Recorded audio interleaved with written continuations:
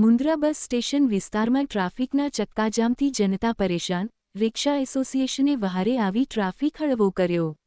મુન્દ્રા શહેરના હાર્દ સમાન bus station વિસ્તારમાં આજે સાંજના સમયે ભારે ટ્રાફિક જામની સ્થિતિ સર્જાતા મુસાફરો અને સ્થાનિક લોકો ત્રાહિમામ પોકારી ઉઠ્યા હતા.